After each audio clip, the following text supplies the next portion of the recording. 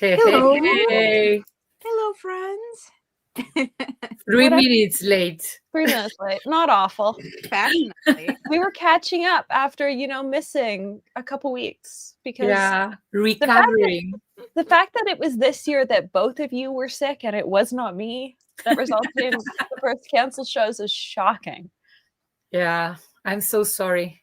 It's okay. But I am glad to be here today. So, You are allowed to get sick. You are a human being. yeah, it's been a crazy week also for me. Trying to catch up with work. Teachers at the end of the year, full of corrections, sitting on my desk, trying to go over them. In Ontario, we go until the end of our semester goes until the end of January. Oh. Do you guys end of December? No, we end right now, and then we start mid-December another semester. So we start in August at the beginning, kind of like second week. So we have and we don't start until Labor Day.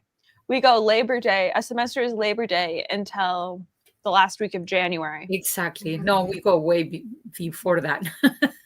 All right. Interesting. Yeah. Interesting that side-by-side provinces have two very different school systems. Yeah. But I appreciate my school system because now in the winter I get a long break.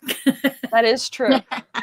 When are you have to be back? End of January or like mid-January? No, mid-January. Mid-January, I start actually classes mid-January. So that's nice. Almost a month. Almost. It's going to be 4 weeks. Lovely. Now we're quite festive. Hello. We are. The funny thing is, you and I did not talk about this at all. I went upstairs and I went, you know what? I'm going to put on a Christmas sweater. It is after December 1st. I've been able to listen to Christmas music without feeling guilty that it's too early. We're starting to pull out Christmas decorations. I can wear a Christmas sweater for a podcast episode. And then you show up and you're wearing a Christmas sweater of Lola. And then I show up and I see the Christmas sweater and I say, I don't own any ugly sweater. Which I'm both shocked and not shocked by. We don't have that type of Christmas. I don't know. I grew up in a summer Christmas, so that's I can tell. And now this year I'm going to a summer Christmas. So it's a different type of vibe. Yeah, that's the Christmas I've always wanted. I've been always very, very kind of like jealous of the Australia Christmas.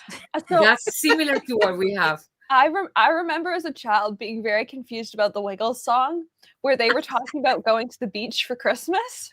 Exactly. Because we would have feet of snow and I'd be like, why do you want to go to the beach for Christmas? It's cold. You cannot tell me to be down by the beach at Christmas because it's cold. Actually, there is some kind of a beautiful aspect of celebrating in the middle of the summer. You get to see fireworks at Christmas night, and then you open the gift. It's not like here you wait for the next day. It's so cold, you have to go to sleep. There, it's an all-night celebration. So people will go clubbing and dancing at the swimming pool around everything is like non-stop. The next day is the hangover day. So you'll have a party experience. Yeah, the party started about 12. Love it. So are we talking about 12 on the 24th or 12 on the 25th? No, 12 on the 24th. Okay. It's like midnight, and that's when the party starts. And then again, New Year's. Yeah, same thing. Party. It's different. I like that. Yeah, I miss it. Yeah. We've always done small family Christmas and big family Christmas. Like I always grew up doing small family Christmas, which was the four of us and Grandma and Grandpa, and then big family Christmas when everybody else showed up at some point during the rest of the holiday. Yeah. Never had to be Christmas Day. We weren't picky about that. But I always had big family Christmas and small family Christmas. Mm-hmm. So it's always been Carol fun is here. because we've always had I've always had 2 Christmas days. Yeah, So- 2 Christmas days are fantastic. It is. Hello, Yeah. everyone. I'm just looking at the chat. Yes, Lola has a hat. Lola has her own the fact that you have a Christmas sweater of Lola is magical. So some Totally. people, so she arrived just for like 10 minutes when my winter market was happening. Not mine, but like collective. And she was like, crazy because that's how she is. And people recognized her. They're like, oh, that's your dog. It is so bizarre to me. Like sometimes we also go on UC Berkeley campus because we're connected to UC Berkeley campus, and the kids there are like, and that's how I know that, someone put her in the slides for the class. Because she's like has a weird celebrity about her. And it's just so weird. I'm like, this. If any this dog is so deserves funny. a celebrity complex, it's Lola. Oh my I goodness. gotta say, I've loved her since you first showed me pictures of her many, many years ago.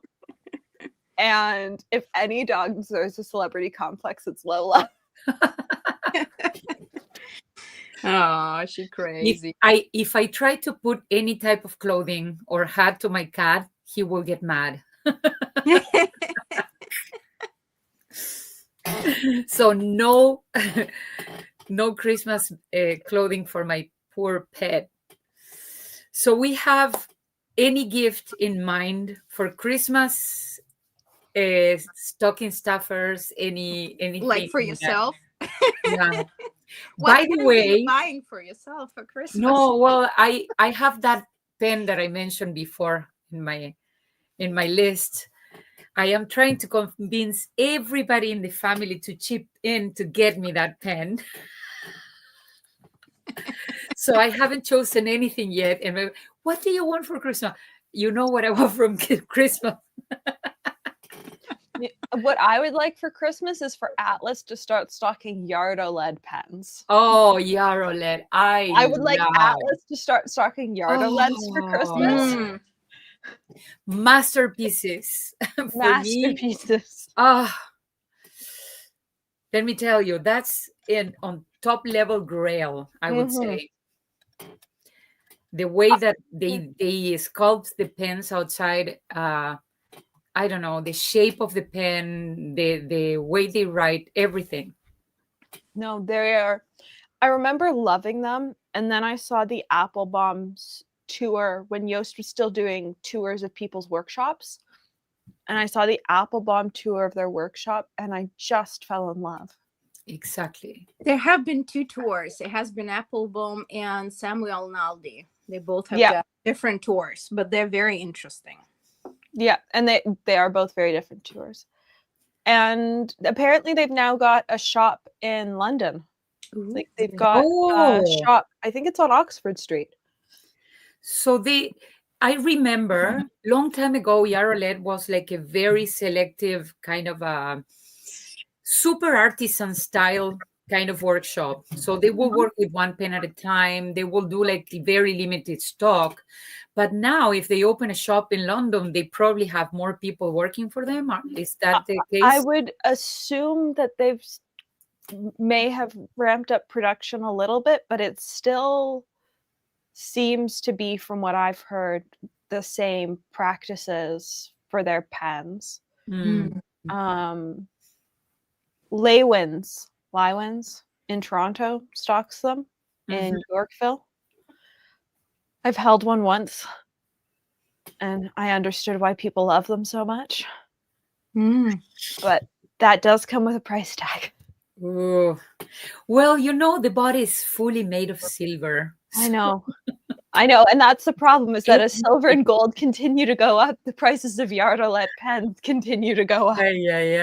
Yeah, the only thing when I think about them is the only thing I wish they had is they used to make their own nibs. They don't anymore. Yeah. But I'm sure they're very well-tuned nibs. I'm sure they're very well tuned. Here's my thing. If I'm spending that much on a pen, I'm also going to spend as much on the pen as I am on Annabelle making a custom harmonic for the pen. Oh, Right. So why don't we let's just be go clear. all in? gold.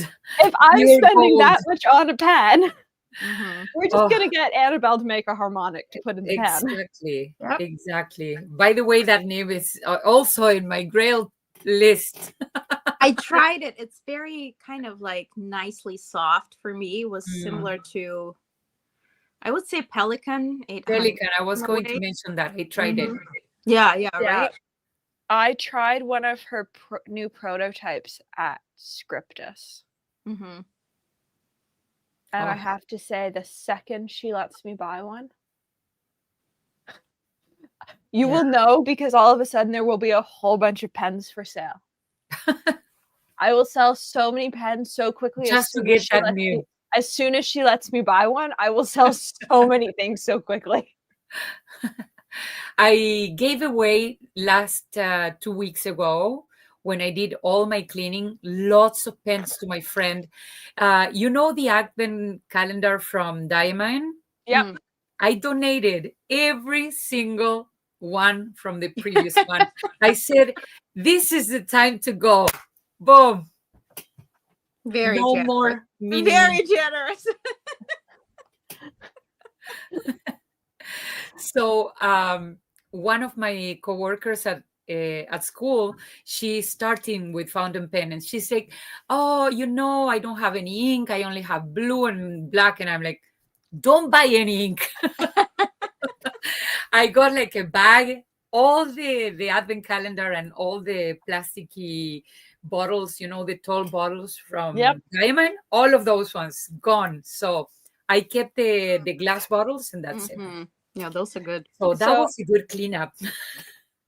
At the one market I vended at this year, I also took a selection of pens and inks.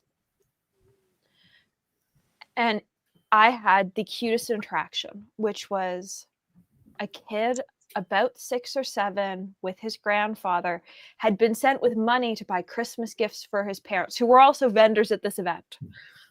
And he comes over and he points at something and he goes, "How much?"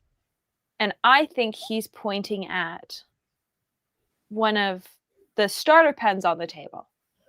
And they're not very expensive at all. What he's actually pointing at are the custom bespoke pens that are behind my signs in the case that I've been using to take notes. And I have to explain to this small child that they aren't for sale. They're not for sale. Aw. But that I do have pens that are for sale. And he tells me how much money he has. And I end up letting one of the pens go for how much money he has. Wow. And then mom comes home to pick up cartridges, because in the mad rush out of the house, I didn't pack cartridges. And Now you have. turns out his mom, but I kept his money separate, because the last thing I wanted was for his mom, when she was handed this pen, to go, "Yeah, I have no interest in fountain pens." Turns out mom is super into the idea of fountain pens. And so I gave her a business card and I said, "Don't buy ink. Don't buy inks. Don't buy inks." Nobody needs to buy inks if they know me. I'm going to give away. Don't go out and buy a bottle of something. Just text me. Exactly. And I got more inks, I'm so crazy. I've been pretty good. I haven't, other than the new Ferris wheel press inks that came in Yeah. my box, I don't think I bought any ink since DC. Mm. Well, who wants to see mine? I have two, but they're good. Always. Okay. Let's see. All right, the first one. Oh, is wow. So what is that? That's a nice box. Kure something. Kuretake. Shiitake. Mm-hmm. So that one is, I think, mahogany, something like that. It's the brown one. Very pretty Art Deco. Mm. they had that Art Deco type of line. Yeah, Yeah. So this is my new. very nice. So Charpak has recently started to distribute the inks. They've carried other Kuretake products for a while, but they've recently started to distribute the inks. And they've started with all these really pretty dusty colors. Mm. And oh, I want them all. I want them all. Yes. All right. I said I wouldn't, but I did. This one. You know. Okay. Some people collect Ferris wheel press, but some other people you Okay, cannot so compete with. if you guys And- haven't, someone And hasn't some seen my people video, collect. Some you have people to collect see my both. logic. I know. No, I mean, I feel like Zodiac inks are really odd. It's like an oddball of Mont Blanc. Really is. It's almost always the same color except for two. And for the life of me, I don't understand, because in Chinese zodiacs, it's also green. That is a lucky color. But they've never made a green.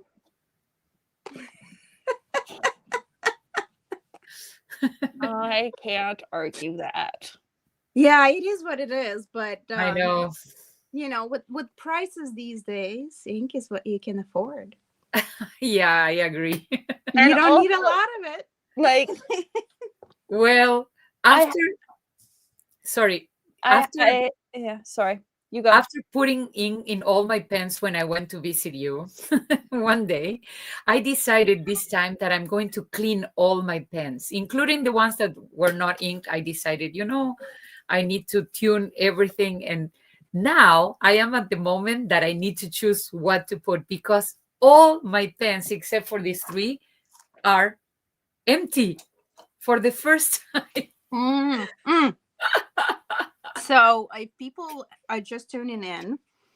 Kari is leaving soon for her long holiday. So either today or the next time before you leave, you'll have to tell us what are you taking with you. Ooh, that's what I haven't decided yet, because I have to think about pens that are multitask, kind of ideal for drawing and ideal for writing. So I have to think about bringing permanent ink too. So So we'll save that for our next time, and you can. Okay. Right. You'll have a couple more days to think about that's good. and We're we'll going come to back film to it. that one. it. So there was one question a little bit ago. Does anyone know what the best pen or stationery store is in Seattle? Ooh, no idea. Yeah, I think if we would have Aiden Bernal on, maybe he could tell us, because he lives there. Yeah, I've never been. Seattle's one place I really want to go to, but I've never been to. But I'm sure there is something. I don't know anything in Seattle.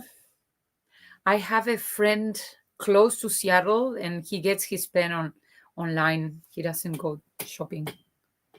Oh, there's a Blick. Blick's recently started carrying fountain pens, but I don't know that that's what you're after.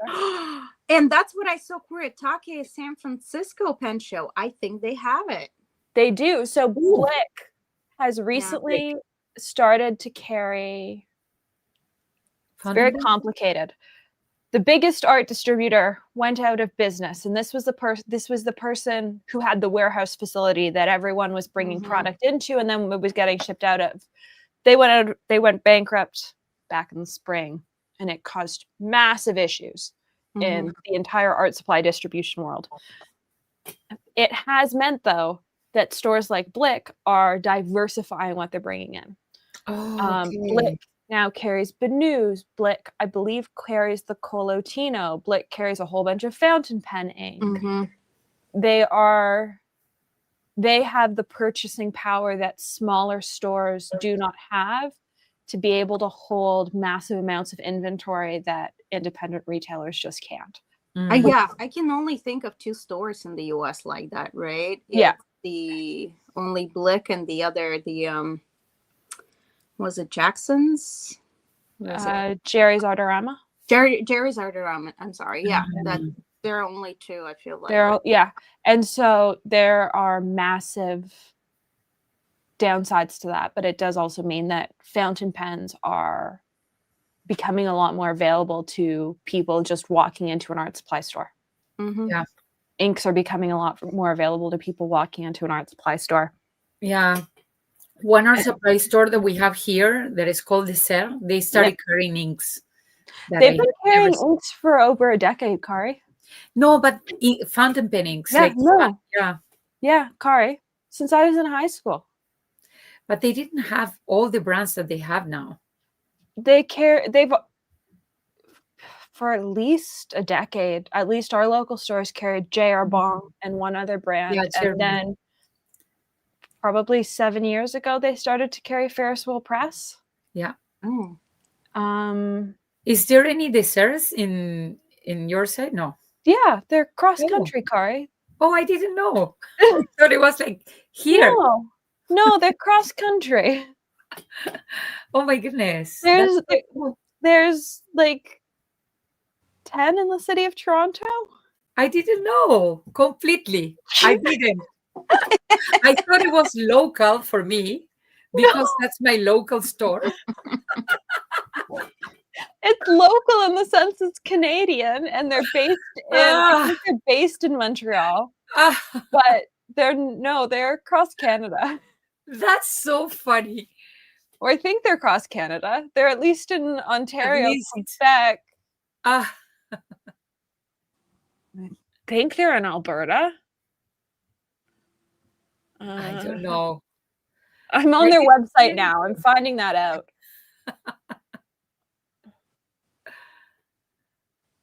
So find a store. I am Ontario, Quebec, Nova Scotia, and BC. So across Canada, but they skip some provinces. They're coast to coast. I mean, Carola for sure knows some, so let us know. Carola, do you know them? Have you been there? There's one in Vancouver. There's one in Halifax. There's two in Ottawa. Okay. They've closed a whole bunch during COVID. There used to be a whole bunch in the city of Toronto, and now there's only 5. 5. Oh my goodness. And there's I haven't seen them. So 12 in Quebec. No, there's more like 20 in Quebec. Yeah, no, they're everywhere. That's so cool. So stocking stuffers, what are you planning to get? Are you planning to get any advent calendar? That question was out there for a while. We've been talking about it, and so I said I wasn't doing an advent calendar. And then, as Marina knows, Laura from Cosmic Creations all of a sudden announced that she was bringing back her advent calendar. And I have been a collaborator with Laura now for, God, how many years? Since 2020. That makes me feel old. And what arrived today is my advent calendar. Catch up on. Really 2025. All nicely wrapped individually. Oh, nice. That's so cool. And what I'm going to do on a live stream probably tomorrow, but maybe the day after, and excuse the fact that FedEx made an absolute mess of this, and the package honestly looked like it had potentially been run over. And in turn, some of these half pans look a bit worse for wear. This is every single color that has come out in the past year that I don't already own. So does that mean that you're going to declutter to my side? Potentially. We'll see. I might sell some paints again. I'm definitely gonna have to reorganize the studio palette. I'm probably going to do a shimmer cull because I try and cull out what she no longer carries. And I know there are definitely some things in the past year that have been discontinued, like some of the old stuff. And I keep some of the old stuff that I love, but just for the sake of an explanation.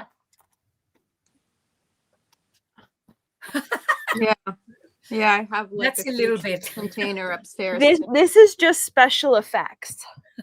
So these are shimmers, glow in the darks, holographics, color shifters. This is not the weird, rare pigment stuff that like Marina and I get super nerdy over. Yeah. This is just like want to make things pretty and sparkly or glow in the dark. Here's what you want. But there's lots of stuff that's in this from stores that don't exist anymore, or from like colors that have been discontinued. And so I try and keep it sort of current. So there probably will be a cull and a sale. But And I also was about to say, just because, you know, in being in the community of watercolor makers, there's a lot of stuff we can't get anymore. Yeah. Because the supply chain has been really interrupted for us. Well, and what people, I keep seeing people talking about like, oh, just buy from Daniel Smith, buy from an American manufacturer. As you saw Marina's face, here's the thing. None of the pigments are produced in the States. Which results in the fact that all the pigments are imported normally very from little, very little is. And even to produce, so in our case, for example, with Yin Min Blue, which is the last blue that we as humans have produced and invented just a couple of years ago, it's hard to produce it without sourcing from outside. And the chemicals that go into producing Yin Min Blue, like I can't think of anyone that's producing it domestically. And by domestically, I mean US and Canada in this case. Like as a single unit of North America, can't think of anyone who's producing it domestically. I can think of two people that are producing it in Europe. There are old pigment mills, and also we were talking ink with you the other day, Alexandra, just privately. There are old manufacturings that exist only in Europe, only in the UK and Europe and continental Europe. And that's just the fact, and it's just making some stuff very difficult. Well, so, and the whole just buy from Daniel Smith issue is Kremer, which was one of the biggest pigment dealers, closed their US store pretty much overnight and then cut off US shipping. Jackson's Art Supply, which was how a lot of small makers were getting their pigments, has cut off shipping of pigments to the States. No one wants to deal with the paperwork.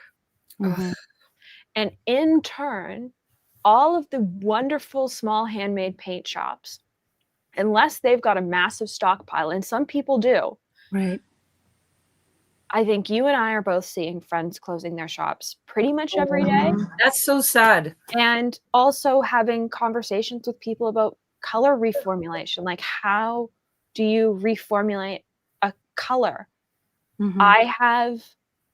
The one thing I love about my studio palette is in the single pigment section, it has always been multiple versions of everything, so that when I'm formulating for a company, I have 6 different versions of a pigment to choose from. That doesn't matter anymore if somebody can't get one version. It doesn't. And for those actually, because like my shocking moment, and it's publicly available information, but it was shocking for me to find out how many companies, for those who are interested in fountain penning, how many companies actually buy it from Europe and just repackage. And I was shocked to find out that Birmingham and Co. does the same. Yeah. I was very shocked. I think the one that shocked me the most was discovering from a well-appointed desk article that Birmingham Pen Co. was repackaging ink from Germany and Austria. Ooh. Like that. And there's a big conversation right now going on about domestic and imported materials. Because made in Canada, I don't know if it's the same in the States, but here you can put made in Canada on a product as long as some of the materials are Canadian and it's put together in the country. Mm-hmm. I released a video today about paper and about papers other than Tomoe River paper you can pick out. Yeah, yeah. It was Or a good like to look video. at. Mm-hmm. And I got called out in the comments for not including a Canadian paper. Oh, but that mill closed down. Specifically Hemlock and Oak, who Oh. represent themselves as a paper company in Canada. Mm-hmm. But you just said what I said to Mom. The fine writing paper mill is gone. Yeah. It's closed. Mm-hmm. So I sent an email going, I would love for you to correct me if I'm wrong. Because on your website, you say domestic and imported materials. I would absolutely adore to be wrong. Yeah. Mm-hmm. And in 3 to 4 business days, hopefully I'll have an answer, because that was the bounce back email I got. Oh. Yeah. Tom Studio's been called out for it. Yeah. Yeah, I have no idea. So if you guys can tell me more about it. Tom There's Studio's so been much called interesting out stuff. for their inks potentially coming from Diamine. Mm-hmm. Exactly. Which would make sense. They're in the UK, and Diamine has been producing them for what, like 100 years? Yeah. Something like that. Lots of people actually get the color at Diamine, and you can Mhm. create your own color there, similar to rubber Oster. Mm-hmm. And then you produce a certain amount of bottles with that color, and Right. then it's your color.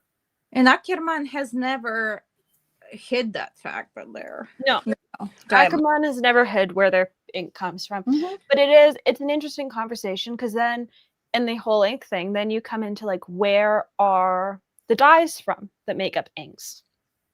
Mhm. Yeah. There aren't that many dyes out there. I mean, that's true. Yeah. And so I had a conversation with somebody last week that went, I won't buy anything from China. Mm-hmm. And I went, great. So you cannot buy fountain pen ink. Yeah. And they went, why? And I went, because from all the pigment sourcing I've done in my life, Yeah. all the dyes, when you're looking at dyes for watercolors, those are all product of China. Mm-hmm. They are Right. almost all coming out of China. So there's an inevitability to the fact that you just can't avoid some countries.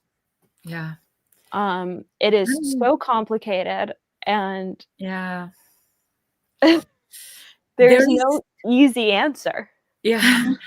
There is also this polemic argument about who buys from certain parts of the world and who doesn't, or who's against, like there is all this fight now, the if we get tariffs or not, and all this polemic I don't want to deal with. I feel like sometimes it is so stressful when you take a position and then the other person says you shouldn't do that. Mm. It's really, I feel like I think both Marina and I come at it from the position of being in a very interconnected industry to the fountain pen and ink manufacturing world. We all depend on each other. Like there's a certain level of codependence in the watercolor world. The amount of time that I've helped other friends who are not Laura source pigments because I have the contacts. What is also really hard is like those contacts no longer, in some cases, they will no longer deal with American brands. They'll talk to me still, but they won't talk to them. Yeah. Like, why should somebody want to talk to me over talking to Marina? Yeah. And it's so interconnected. But I think saying statements like, I won't have anything to do with China, when you don't understand the intricacies of parts of your own industry is dangerous. Well, I think there's very simple kind of historic, the way I think, which I always think in historic terms, is that it's just very simple. Some parts of the world produce stuff, more than others do. Yeah. And that's just, geographic thing, and just like what we can mine, what we can get, the resources that just don't exist somewhere else. Yes. Or they exist in such a, small amount, it's not worth it. Yeah. And that has been true in like Roman Empire times, and it's just same old thing. Yeah. And it's, especially when it comes to pigments, PBR7 is the perfect example. It is a brown pigment, but depending on where it was harvested in the world, it can be everything from like a green brown to a deep mahogany brown. Mm-hmm. There is no consistency in the pigment. It granulates in a different way. I have 10 of them in my palette because they're different. They are so specific to where they were harvested, how they were processed, and when somebody is looking to buy them, they are labeled so specifically that you need to know which one you're using.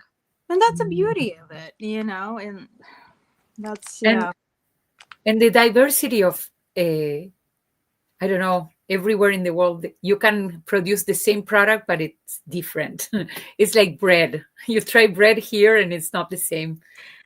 And that's what I think eventually makes us richer and not poorer, like having that diversity and being able to, kind of have it in our art, and fountain pens, because that's the thing. Like, we do talk a lot about art, but it's also, it connects to the dyes, it connects to so many other things, that we also use in fountain pen world.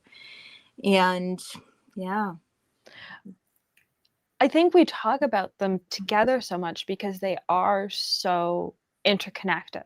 Mm-hmm. There are so many industries in the arts that aren't, or that don't feel as interconnected. I feel so far away from people that oil paint. Mm-hmm. Yeah, it's a complete different art form. But you're not.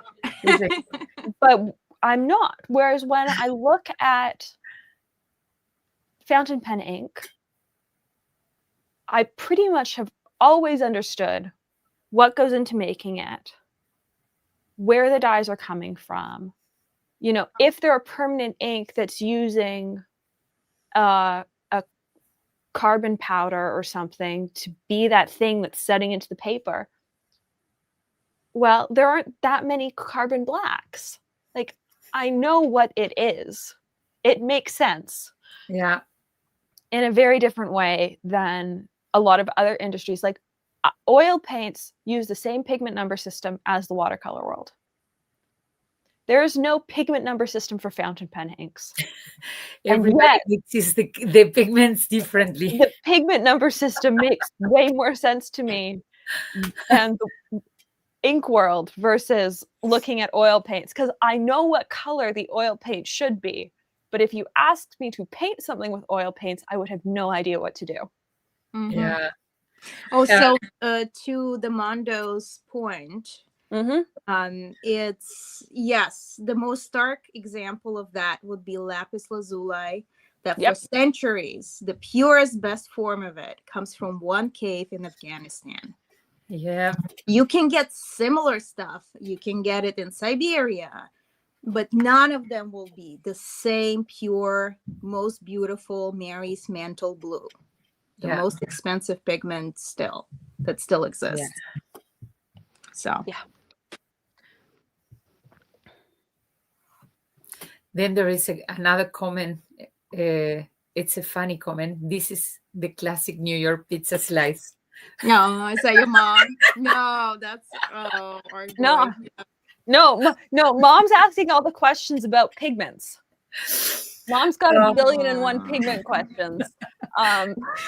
Talking about mixing pigments, I had the experience to go to the laboratory and have this experience at the Toner and Limbs table to mix the colors in a way that you create your own ink. So How do you call that? So here's the thing.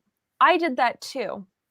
I took a color that I had developed with Laura as in my very first full collaboration palette, where I designed all 6 of the colors. It was totally my color picks. It was totally my color names. It was my first full palette.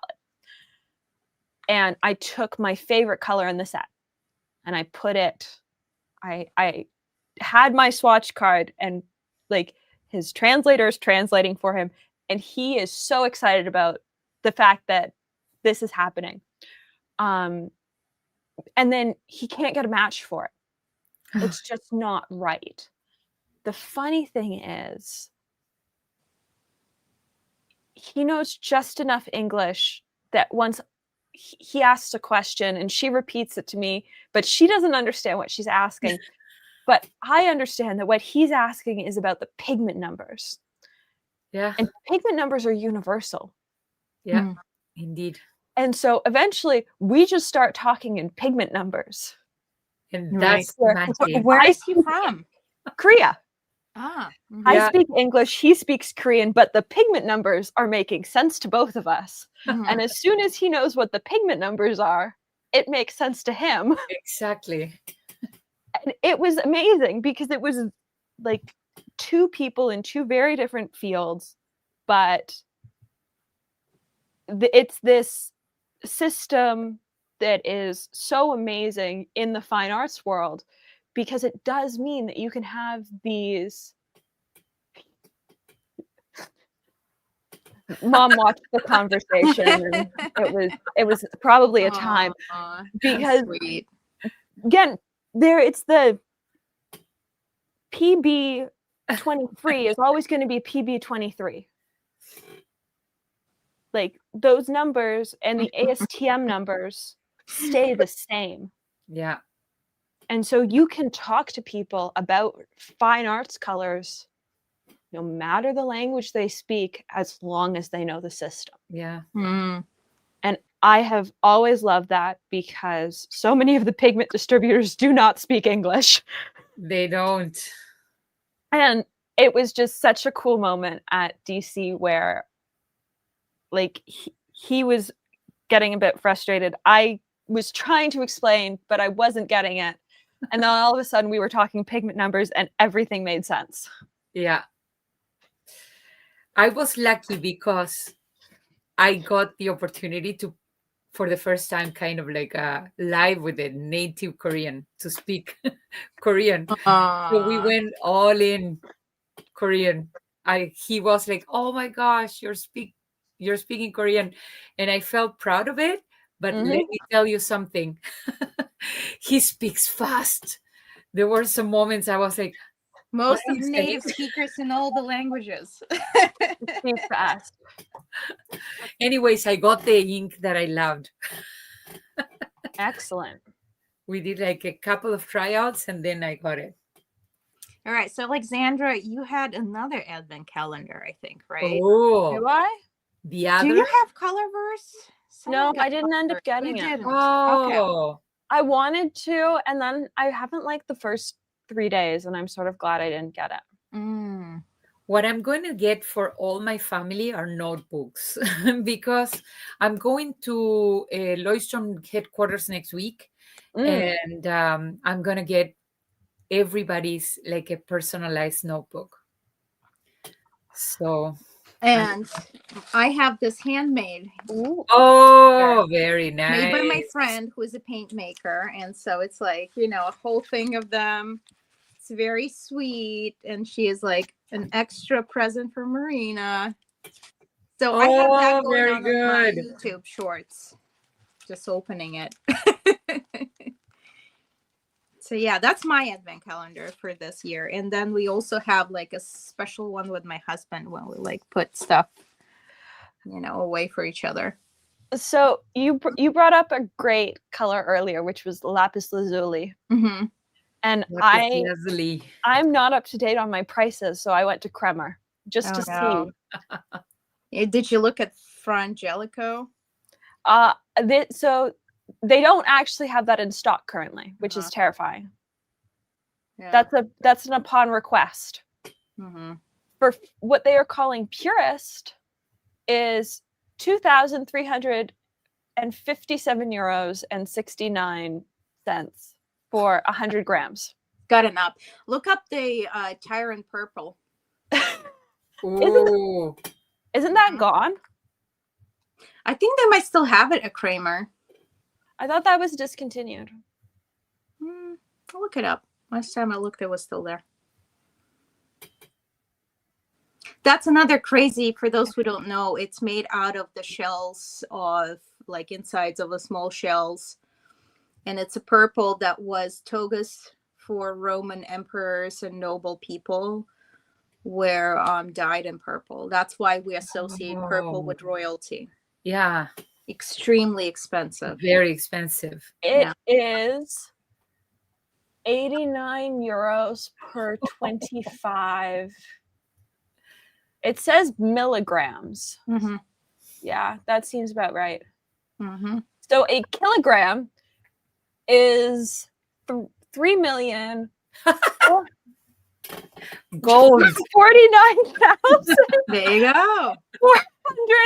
There you go. $434. That's so expensive. And Sorry, so those 50 euros. two are some of the oldest pigments out there. They are. And I'm lucky enough that I have a pan of each in my palette, which seems really pretentious. Mm-hmm. Especially,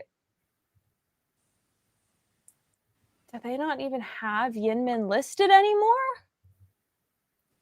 Yeah, that is problematic because from what I know, they're sourcing not Kramer, but people in Portland, the university, I believe, who were making it. They're sourcing some stuff from overseas, so they stopped making it.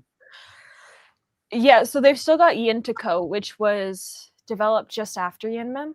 Most recently developed red. Oh, they do. They've dropped the price. That's why I couldn't find it. Oh. It's no longer, unless this is the price per gram. No, it's less absurd than it was when it first came out. So when it first came out, a single gram of it was almost €30 a gram. And now we're down to €52 for 10 grams. Yeah, you need a lot of it. Like there was a time in my life that I convinced Mom that it was, there was no issue with me ever having a drug problem because instead I collected rare pigment. Well, and that's also answers your question, when people are like, why, this little pan is so expensive. That's why. Yeah. Well, so Yintico is actually more expensive still, which is unsurprising. It's €67 for 10 grams. Mm-hmm. Yeah. I do think it's a little less popular, though. I think it's less popular. I like it better. Yeah. But I feel like it's also like there is an obsession with. You have to highlight the last comment, please. The previous to the last. Oh. That's how my partner feels about me and pens. That's fair. That's fair. I remember when I realized like rare pigments were a thing that existed. Like with enough work, you could still get genuine quinacridone gold. You could still get genuine manganese blue. Yeah. But let me ask you a question, you guys that would probably get pigments like that. How much of that pigment lasts? Because like there are some pans that that have just a tiny bit of pigment, and then it's like it doesn't show on the page. And then you get professional brands that as soon as you put it on the page, you see the pigment and it lasts longer. But I would say it always depends on who the maker is. No one in my experience who's spending that much on Yinmin and Yintico are people who are playing around. Actually, the worst version of Yintico I've ever tried was the Schminke version from Germany. Oh yeah, I remember that. Yeah, they couldn't respond to your questions. Well, I believe they blocked me, Marina. It was worse than that. So the main thing is for me that I do love inks, but I do not care about them as much as I do about paint. And I'll tell you why. Because light fastness comes into play for me. Yeah. And that is very important. A lot of inks will fade. And I have, a lot of examples of with same old Mont Blanc, Jane Austen has changed a lot in just a few months, for example, of me having it. And it's like that type of stuff. So longevity is something that comes into play a lot when it comes to watercolors, and also the way they're layered. They actually, that little pan lasts you a very long time. Yeah, I can only think of 3 pans that I've worn all the way to the bottom. And 2 of those were involved in my like primary trios series. And I just was burning through them incredibly quickly because I filmed so many of those videos over the years. But I find that I care, if I'm just playing around with paints, I care less about light fastness. Yeah. If I'm doing commission work, I care about light fastness. But there are lots of really fun old pigments that aren't light fast. Yeah. And I've never been a person to not use them. I mean, and it's fine. That's what I'm saying. Like, it's not like I'm not, buying inks or using them. You just have to understand that if you want to sell your paintings, there is a reason why you need them to be light fast, like the paint to be light fast. But for your personal use, it doesn't matter. And It doesn't matter. Use it in a sketchbook, it doesn't matter. Enjoy. It's that's what I have. I am at the moment that if I have to do anything, like I never sold anything that I've done, but if I have to do it, I will probably go for a professional pigment and something more. And I have recommended this to a bunch of people. I forget who makes it. It's great. I use it. I regret that I didn't spray. It was too cold to spray some of the pieces I did this year. And so that's a bit of a pain in the ass because one of them sold, and well, the pigment shouldn't fade. I always prefer to coat things with a sealer. And so I'm going to end up having to advise the buyer that like they can't be stored in direct sunlight. Which no watercolor painting should be, let's be clear. We should not be storing pieces of art in direct sunlight. Correct. Yeah. It's not, even if the pigments are light fast, it's not great for them. The other thing I would say is I am far more likely to listen to light fastness ratings directly from brands than I am to listen to light fastness tests from individuals. Yes. It is too easy to manipulate and have variables involved in individuals' light fastness tests. And I see this come up all the time where people will comment on some of my older watercolor videos and go, well, you called this pigment light fast, but this person says it isn't. And I have to respond to them and go, this is literally the only person on the internet that has ever said this pigment isn't light fast. Here are a whole bunch of sources that state otherwise.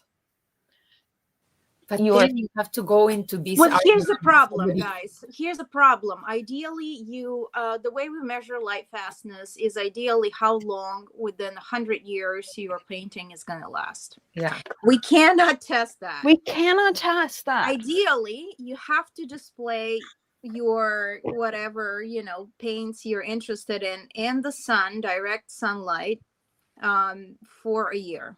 Yeah.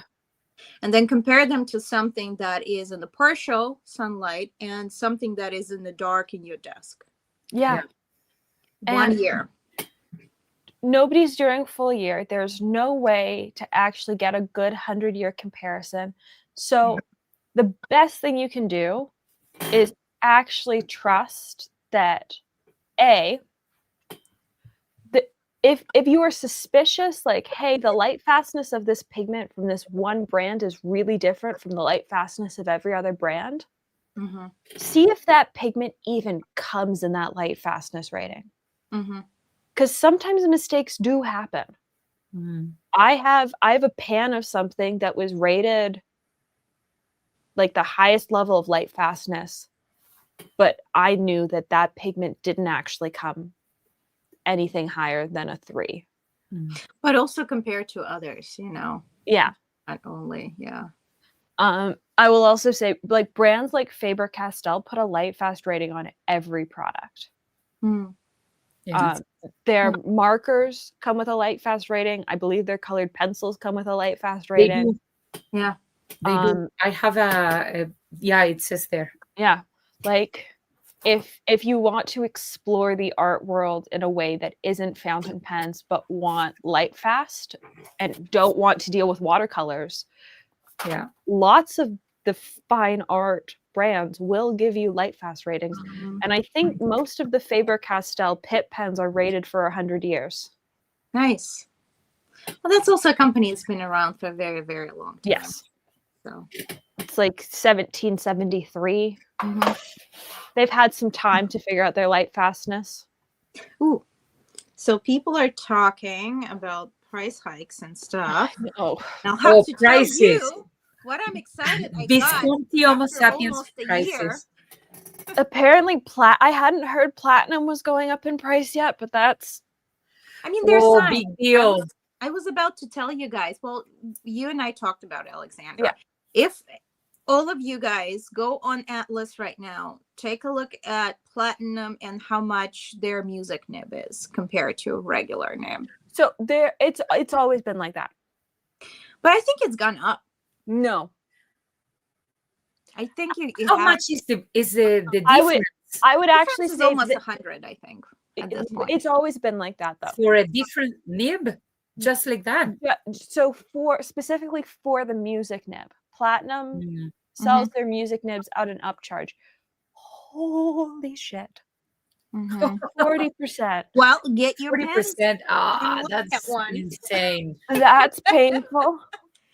Oh no! Would you hear it from? If it's not too much to ask, apparently it's on Reddit, and God, that's gonna be painful. Well, get your music nibs now. So funny thing is, I think most people know Atlas is winding down their current affiliate program at the end of the month. Oh. Yeah, I can see why Bryce would be flabbergasted. Like that's a big price hike to expect consumers to pay. Yeah. I almost think they're better to do 20%. If I may, I had a private conversation, but it's of common knowledge with one of the stores in Netherlands, and Mont Blanc is expected to go up in everything for 10% in January. So if you want your already expensive Mont Blanc, get it now. In December. Before it all goes up again. So I have to do a deal with my family. Nobody buys any gift until I get my Mont Blanc. You want that Jane Austen because you have to get it now. I do. Platinum Visconti. Platinum. Oh, who else? Visconti. I think Visconti already increased their prices a while ago. They are like over the top. But the price of gold has continued to climb.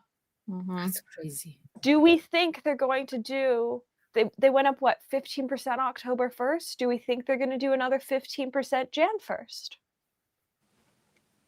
Yeah. And I agree with your mom that Reddit is a rumor mill. Reddit is a rumor mill.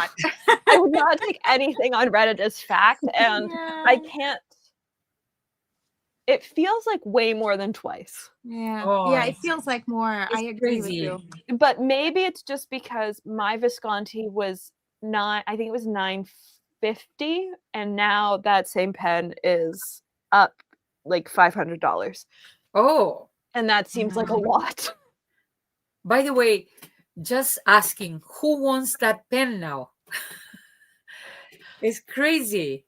I So will pay $500 more for the same pen I wanted before. No, I'm not going. I saw this too. Ay, ay, ay. That I the think night- Pilot is going up again. Yeah. I think Pilot's going up again. I want to say Sailor's not going to, but if the other two go up, I don't see why Sailor wouldn't go up. Yeah. And Well- Sailor dropped their grade of gold this week on I was about to say, yeah. And I have to say, I hate the 21 karat nibs. I know I'm in the minority, but I hate the 21K nibs. I And feel so- like they're very different, the ones that they have. I mean, it's great. I have one and I'm fine with it, you know. I find that they're too bouncy, like Yeah. they're too soft. I prefer a 14 or an 18 karat gold nib. 18 for me is the best. But So- then if it is 14, I still like it. I am sort of excited for this because it means that, you know, I can get a pen with an 18 karat gold nib. So there Yeah. is supposed to be a steel version as well. I've heard this too. I got to try a steel version out at no, not at DC. They wouldn't sell me it at DC, which is a whole other story. I got to try it out at Empire. Somebody, Oh, a YouTube member, lent me their pen. I What will. how will- much is the price tag for a steel nib versus? Because that's the thing. That Even so if that's they offer a steel nib, they will still be Sailor expensive price. so that's the thing. The rumors of prices I'm hearing, Kari, you're not saving any money. I know. Mm-hmm. And so there will be, I will say, it's a very nice pen. It writes incredibly nicely. If I was blindfolded, I don't know that I could tell you which one was gold and which one was steel. Mm-hmm. That is how well they've done this nib, at least on the one I tried. Right. As soon as my shorts editing software works again, because we are now on like week 2 of not being able to edit a single short, I will have that video out to everyone else. Until then, members, you have access to the video because good. you got it as a live stream at Empire, and I haven't been able to edit anything from it yet. I like that Mom is bartering her sailors for something flexy and fat. That sounds about Yeah. right.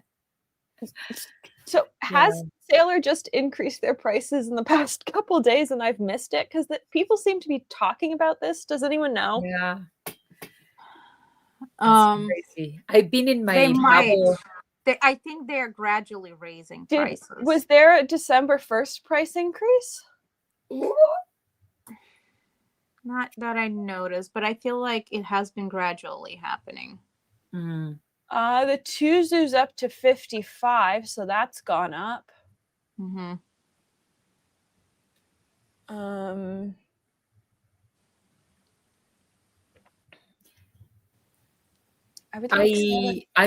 I'm planning to actually go check the prices for the steel form at Leuchtturm headquarters because they released some new colors and I wanted to buy one.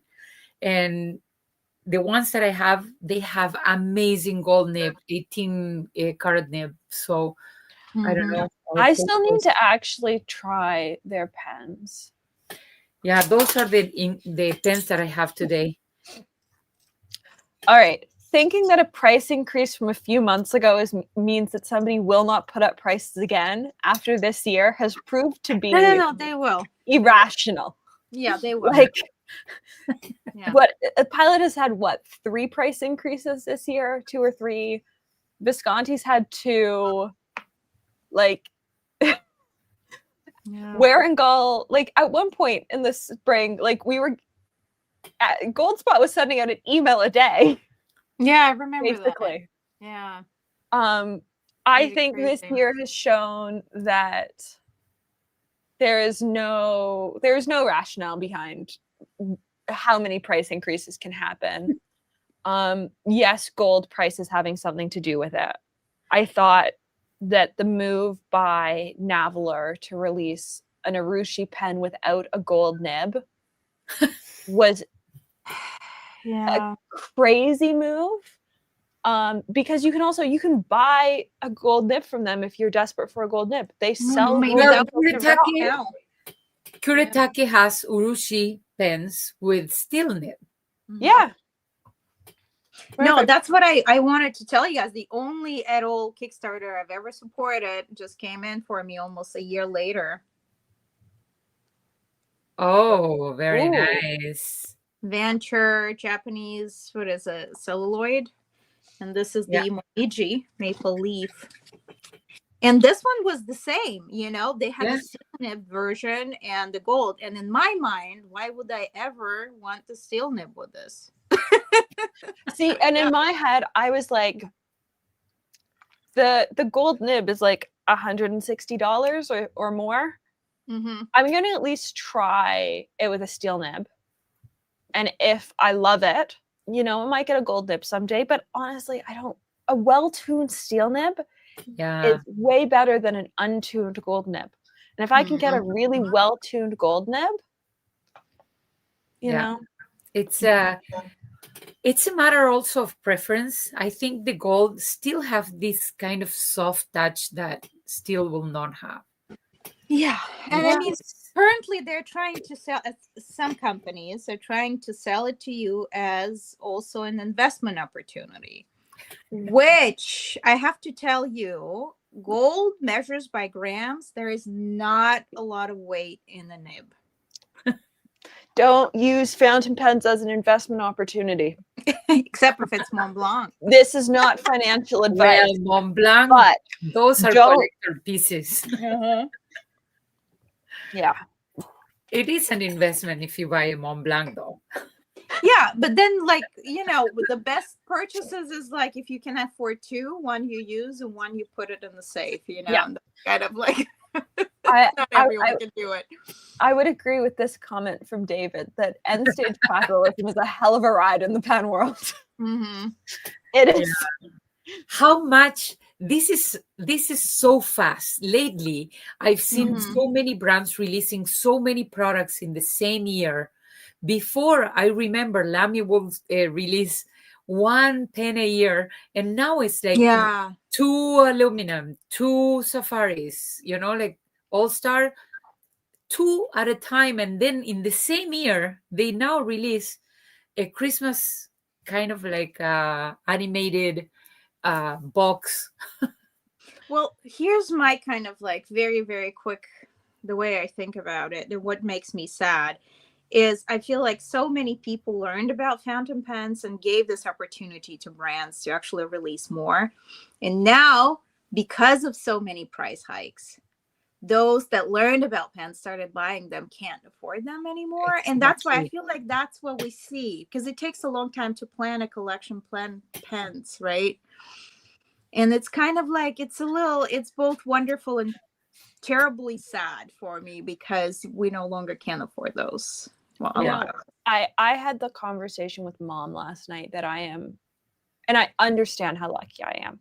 I am so lucky that Navaler reached out and went, "Do you want to try the new Urushi pen?" and offered to send it to me, and I got to try it out with the same agreement I have with any brand, which is that you get the feedback you get. If I open the box and the pen is broken, I'm going to say that on camera. Yeah. Yeah, if the pen is honesty is like, it's good, and it's also fair play. I see it on the level of the eyes of a sport. You have to be honest. You have to say what you think, and there is this freedom of speech also. You know, like you can say whatever you want to say. It's your own opinion. Yeah, like this hobby, this industry is so expensive at times. Yeah. And we are, as David said, getting to a point that like people are going to start to be priced out of the industry. Yeah. I think we've been talking about this for months, and we're continuing to see it. There's a lot more secondhand going on. There's a lot of people downsizing collections. What I'm really noticing is that the price difference on the secondhand market is becoming not as big as the price difference on the new market. Yeah. Yeah. I saw some things listed for sale this week that were used that were pretty much the same price if you bought them new. And I thought, for me, that's you an interesting move. already opened the box. You put ink already. Yeah, but I also want to say that Bart, I see you. Yes. But Bart, also like support small makers. I mean, Bart most would like people are to just- invest in right. Zodiac pens. Well, you know what? I will actually say yes to that. For every brand pen you get, you need to get a maker's pen. That's what I do. Yeah. And Bart has just Detail great by stuff. detail. So go invest, and he has Conway Stewart vintage material for pens. So He does. Yeah. He's got some very pretty things. And because Yes. I love him, I'm about to drop his My link. in the next chat. Zodiac will be the Pisces model. And he did Mom's stunning custom pen because he also does custom work. which I saw in person. I know. So the funny thing is, you saw it before she saw it. Yeah, I did. I sent a picture, I think, or posted a picture. You posted it live, and Mom went, "Somebody's tagged me in something." Aww. And I went, "What have you been tagged in?" And it was, I think Bart normally comes to Chicago, maybe. Yeah, Bart comes. I saw Bart in Chicago. This is my project for this year or next year. I still have to figure out what I'm getting this turned into, which is my primary manipulation Galaxy blank. Nice. From I can't Brooks. Brooks. Okay. Brooks. Because I now have a PM number 5. I love that. Nice. Galaxy so good. needs to become something, but I don't know what. So I'm taking suggestions. I already have a pen with that same resin. And I am obsessed. See, my thing is, no matter what, it's not going to be ugly. It's going to be sparkly. Oh, so good. Yeah, it might have been one of the best they've produced, right? One of the best PMs. In my opinion, it is the best PM. It is sparkly. It is stunning. There is no better primary manipulation than this because it is so sparkly. Well, that was always a problem because sometimes you get the best kind of combination and sometimes it's not what do you want it. Yeah. But now you get sparkles no matter what. That is the gamble of buying any poured resin pen. Right. Yeah. It's why I dislike buying them not in person. Well, thank you for being here, Bart. We got you. Yes. It did make Mom very happy picking out a blank and dropping it off with Bart. Oh, so good. He was great through the entire process of the commission process because I think I'd done 2 commissions at this point, maybe 3. But this was Mom's first hand-turned pen and Mom's first commission, and he was fantastic. And that's what I'm saying. Like, that's the whole good thing about, maybe you can't afford a Visconti anymore, but you can support your small maker. You can buy secondhand. Secondhand market is exciting right now. I know. Yeah. Like one of my Vlogmas videos this year is all of the handmade pens I own. Yeah. There are so many great handmade pens that I have from so many different makers. There are so many different blank makers who are represented in my collection. What I'm realizing as I look at the blanks of pens, though, is like I can start to group like who a blank came from. Elise from Starry Night, her blanks look so different from Jonathan's blanks. And they both look very different from Luke's blanks.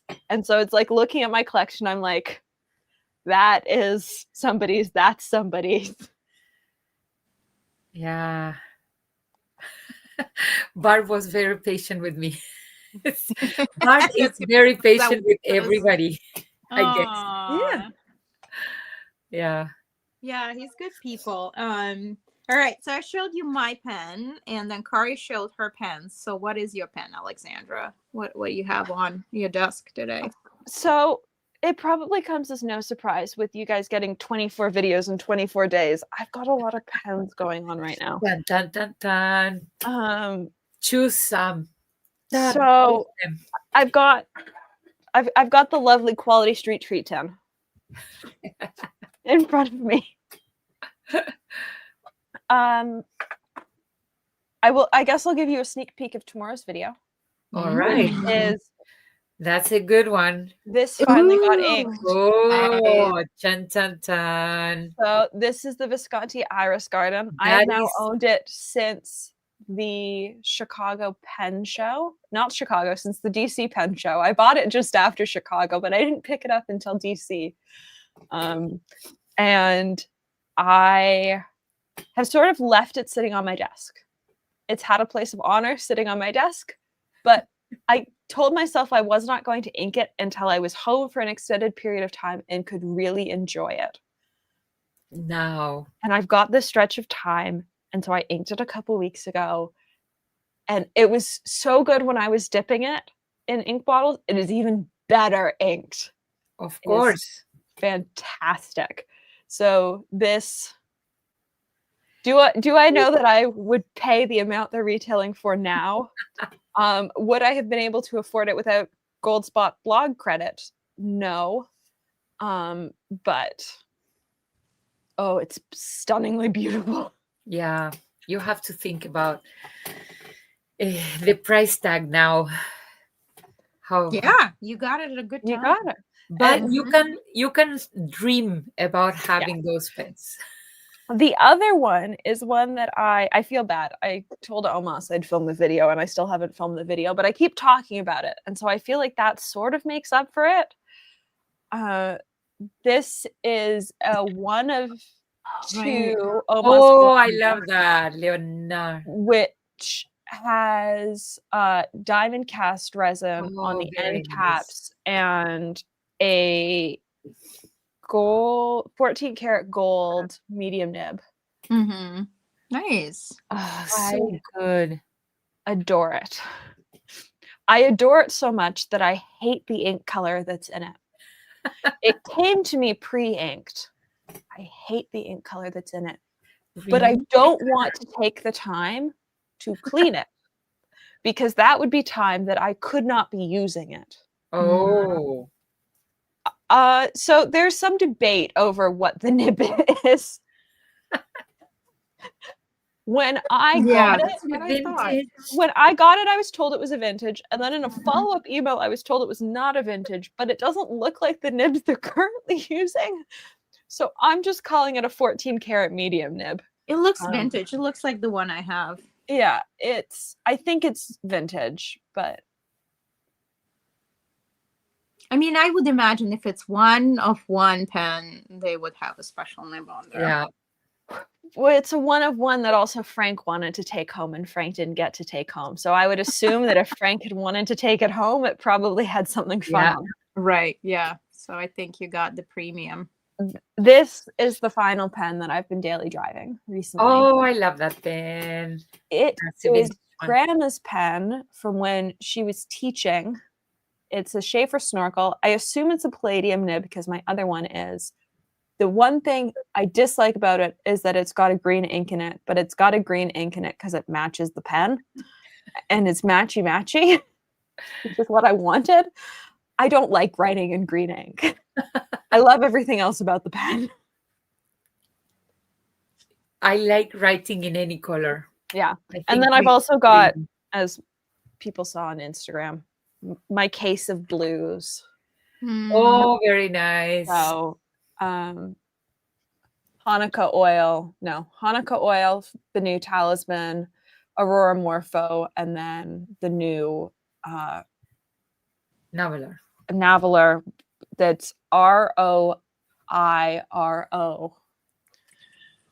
I can't pronounce it to save my life, but it's very pretty. It's a ruchi, and it's probably the nicest nib in my collection, which Very for a good. $500 US steel nib is a shocking sentence.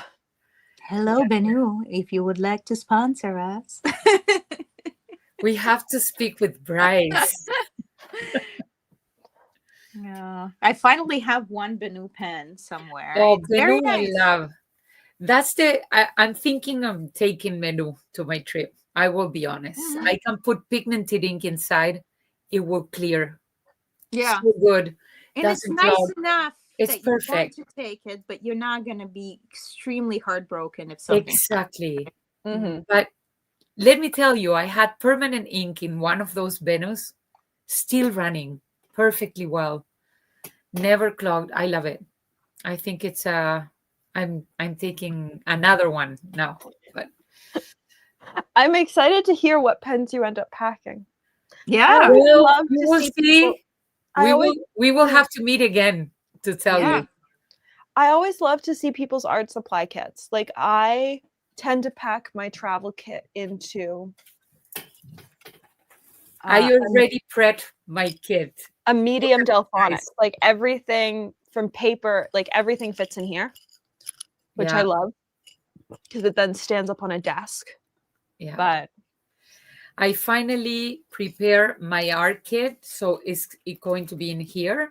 But I am bringing another pencil case with some fountain pens and extra kind of like markers, I would say, because in here I didn't put any marker.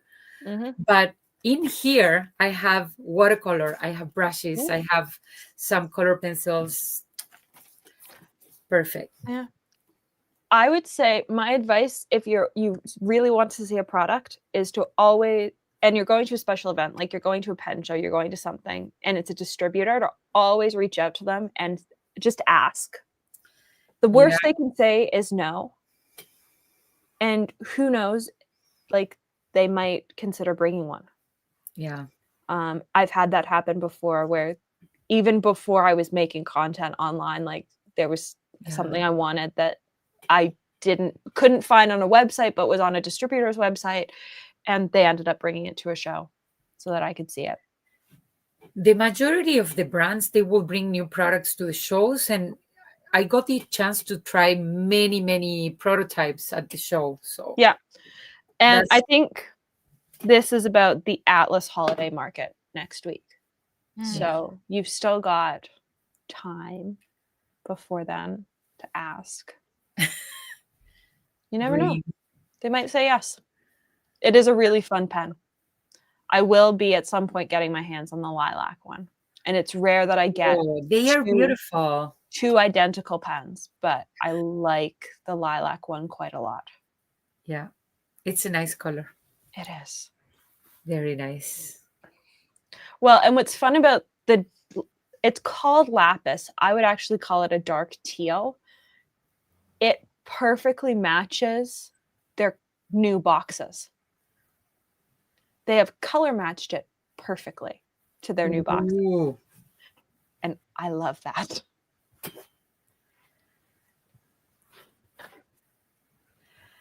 Yes, Mom.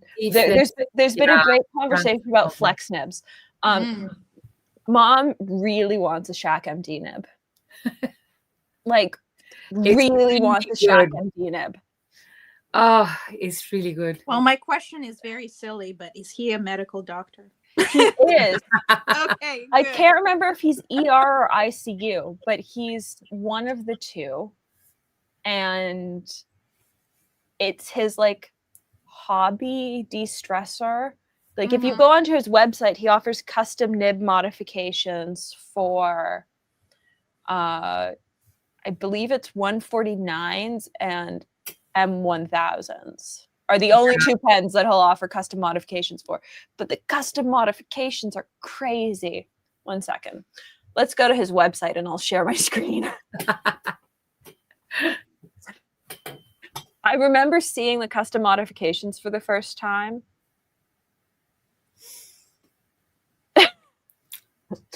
She's now bartering for the pen. Talk to Frank.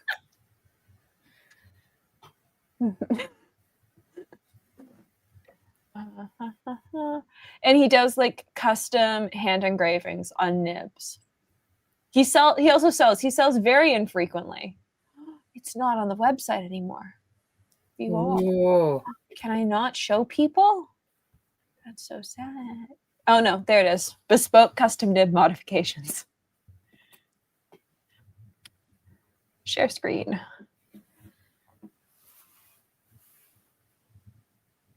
Share.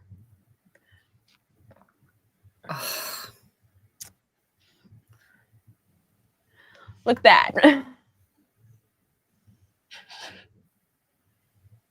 Like it's Look at that. insane. Like look how far, like I don't understand it.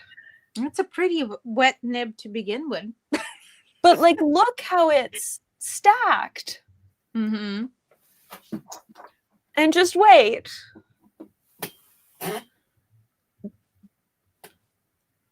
Because that's how he cuts them down, like the Mont Blancs. Like he puts a slit down the middle of them. But that's what the nib looks like. It's like a weird spider. What? And I don't get it. How does it fit in the pen after? So he has to create something. I don't know. What kind of sorcery is that? I don't know. Oh, look. Does it say the price? I cannot see that. $2,000. $2,000. Starting price. Yay. That's So if people are complaining about Annabelle's price tag, Annabelle's making Check a nib this price. Check from this scratch. one. very different type of work. Yeah. I know. I saw the picture of the spider for the first time, and I went, because like, look, there's the feed. Mm-hmm. So like, something has been.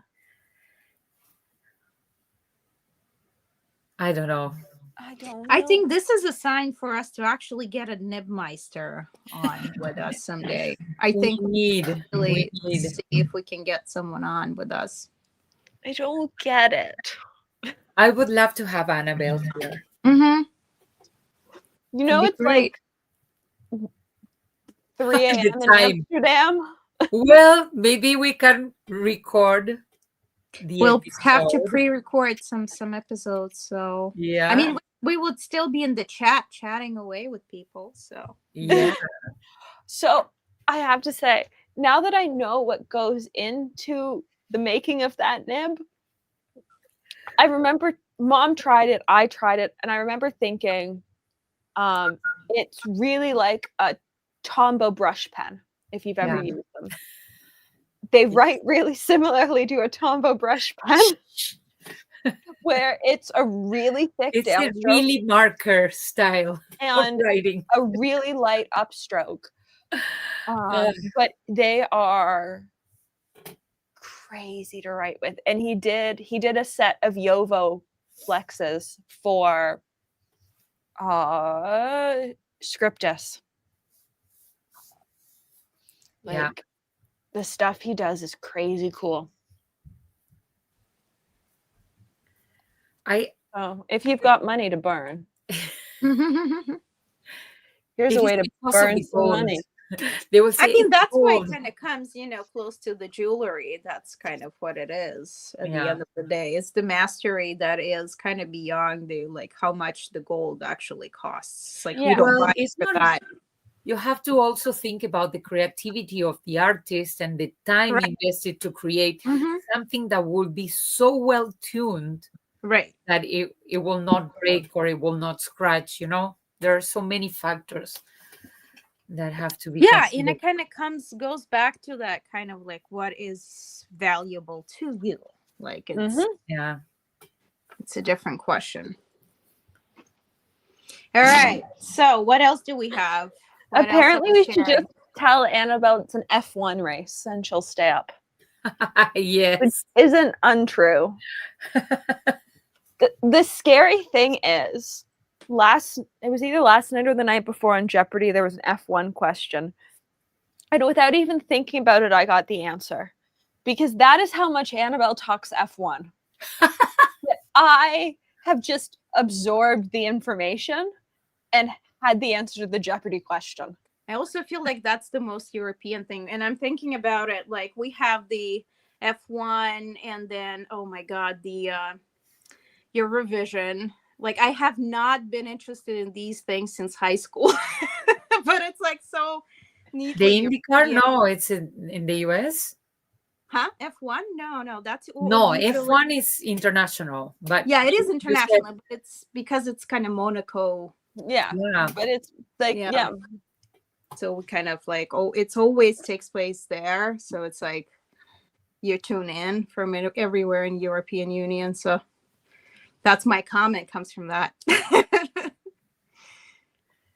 But yeah. like Eurovision is super interesting. Yeah, I agree. Eurovision is also good. I am used to watching all those shows because in South America and in Canada, especially in the group of people that I frequent, everybody watches Eurovision and Formula One. It's a huge deal here in Montreal. Mm. Yeah, it's interesting. I've never known about it. Here, I feel like in the US, unless you know about it, you don't really. Yeah, it's like such a niche that no one really cares. Yeah. Well, the cars, they come to Montreal to the circuit and they put it downtown, like 2 blocks from my school. Oh, okay. So they go there and yeah.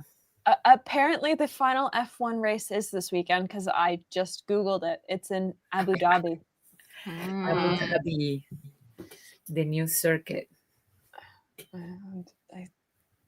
Qatar Sprint. Qatar was last weekend. It was LA, then Qatar, then Abu Dhabi. Oh, they've expanded. Good. Ooh. I mean, like I'm so behind since my high school years of that stuff.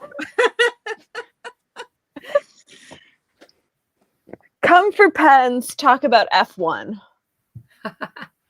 We started with the pigments, watercolor, then we shifted. Well, yeah. So far so good. I think that Christmas is something that we have to check the gifts. I don't know how many gifts I'm going to buy yet for myself because let me tell you, I put a lot of money into saving for this pen, but I'm not even close. That's the thing. Do I get in debt with the credit card or not? That's the question. I would say no. I can wait. Hindsight, if things are going up, though, that's a decision you have to make. Will you still love it with another 15% or 10%? Oh no. That's the question. Yeah. That's really the question. Like what does the people think? That's all right. Put a poll in the chat. I will put a poll. I'm sure this breaks some sort of rule on YouTube, but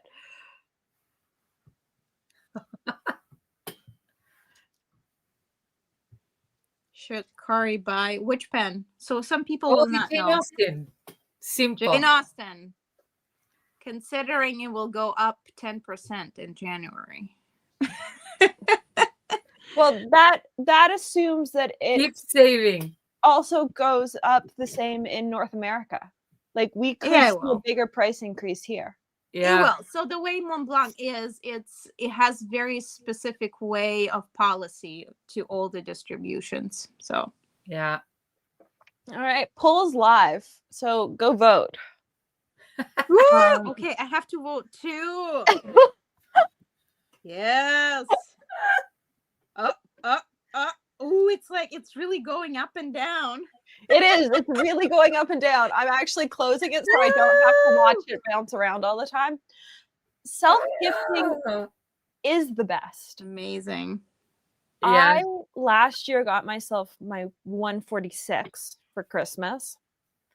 This year, I haven't got myself anything. because I think what I'm going to do is I've saved all my Atlas credit. And I thought, we're just going to dump it into one pen, and then they didn't have a one pen that I wanted. And so instead I think I'm going to get like 2 pens that I want. That are both like a bit absurd to get normally. And I'll just send them to a friend and pick them up at the first US pen show I go to next year. But I think that's what I'm going to do as my Christmas present to myself. But order before January 1st when the price increase happens. Hey, Let's be clear. For January. I will press checkout before January 1st. Yeah. I might actually press checkout tonight. Depends. Yeah. What other stuff are you getting for Christmas aside from the Phantom Pen world? Is there anything else in your list of gifts that you would like to have, or something that that you're getting? Or I got 2 things, but I got them earlier in the year, so we'll see. One of them is Fountain Pen. The other one was one of those traveler notebook ones that only in Japan you can get them. And that's the only 2 nice things I've gifted that's myself. very nice. So yeah, I'll probably make a video when it comes to it. When I actually, because I forgot, like it's been a while. That's why I like getting things for myself, because I gift the best things for myself because I know what I want, right? And also, if it's early enough, you forget. All the time. Yeah. And for the people that want to use the discount code, Alexandra has codes. Everybody has codes. Everyone's codes are in the description to everything, including especially the Atlas one. Marina's discount code for her shop. Yeah. And I have not raised any prices, and I will resist it as long as I can. Yes. Yeah, Marina's products are top-notch quality. They're so very beautiful. They're very so pretty. incredible. We have the so I had a little bit of a Yes. party participant. Yes. I had the gift away. I call them giveaways. With another artist who was hosting a market, my first market I've ever participated in. Because let's be honest, and it was a beautiful market. Let's be honest, you go there to kind of talk to people and interact, and more than selling. Of course you sell something, but it's not always your target audience. So it's like really fun to interact and kind of meet new people that you haven't met before. So that's where you do it. Yeah. And for people that wants to get also other types of palette, Marina prepares the palettes inside vintage tins with all the colors inside and the mini ceramic border. I love that. This one is another one. Yay! Okay, you guys want I'm exclusive? losing watercolor here. Do you want an exclusive? I got this one back. It's porcelain. That's so pretty. Oh, stunning. Gonna be one of my new collections. And there's something else that I made that I'm testing. Okay, good old travelers. Yay. Now I also am making little bookmark. Oh, that's so pretty. So I'm testing to see how this, because all the stuff I make, I usually test to see how it actually lasts, because all of this is porcelain. I mean, it's good porcelain, but like if you carry it with you, how's it gonna weather? You know what? I'm so afraid of carrying porcelain. Every time I do watercolor here with your palette, I have it safely on my table. No. Yeah, but you can. I know I know the thing is that I started making these items for my desktop, not for like tabletop, not for like taking with me. And it's somehow involved into it. I got a couple of drawings with that palette, actually. They are not in this notebook. Let me see if it is in this one.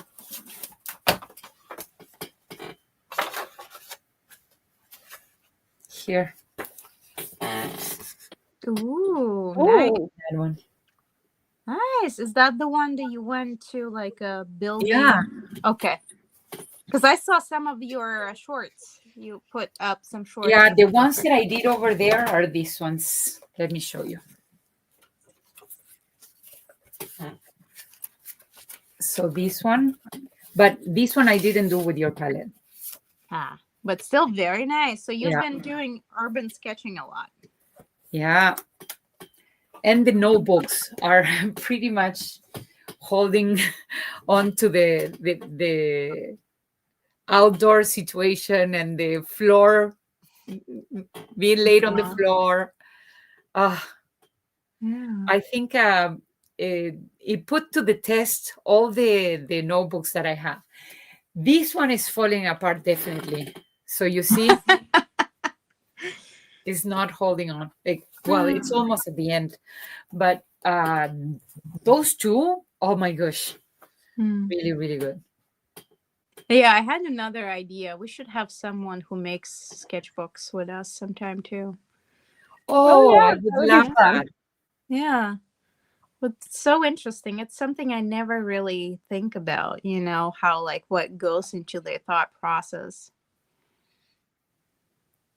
Of urban sketching or doing No, like sketchbooks? making sketchbooks. Making books. Because they're making it for very different public, Yeah.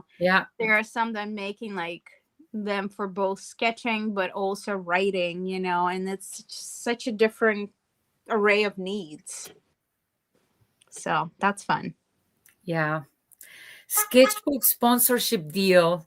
That's my deal. I am lucky that Leuchtturm is sponsoring me with the notebooks, so I can actually say, oh, I can mess up. I don't feel guilty. Yeah. Yeah. And if somebody wants to buy from Leuchtturm, I have code, but it's a Canadian code. Mm. Yeah. All It's right, not in the so US. I'm shall sorry. we check back in about 2 minutes to see what your Oh, the poll. I saw Sure. one answer over there. Sure. So let's talk about this custom pen because I've been watching this roll past and I am deeply in love with the idea of this. I have a custom pen on order from Heinz that will hopefully come in before the new year. It is a pen sloth stacked nib, which will be my Oh. first stacked nib. My first follow-up question is, what type of stacked? Is it a normal stacked? Is it a stacked with an overfeed? I need details. It's Cutting with an orange celluloid. celluloid. Mm. And some black and white accents to make it Hobbs from Calvin and Hobbes. Well, you'd be I love it. friends with my husband. He loves Calvin and Hobbes. Big fan. Yeah. That's cute. Yes, I love that. Yes, support makers. I'm so in love with like what people come up with. I'm also slightly scared if Bart is still there. Can he let us know if his prices went up for some of his Oh, you after know all this crazy tariff situation. Uh, I wonder, if they're still able to be as fair in their pricing. I have seen it less with independent makers, I'm going to be honest. Yeah. Most of the major price increases have been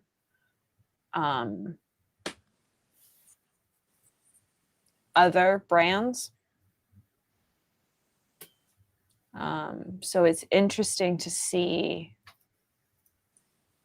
like where things are sort of settling out. All right, Kari, are you ready? It's 10 minutes. Let's do it. Let's hear about it. All right. Is there a huge difference or? I would say there's a pretty massive difference. Yes. I've lost the poll. Shit. Oh, I see it. Oh, I can't see it. All right. Do you want to read out the result? There have been 14 votes, and no's are 29%, and yes is 71%. You should buy it. I should buy it. Mm-hmm. Okay. I will tell my husband. And you should consult your credit card on Yeah, that. the credit card. That's the thing.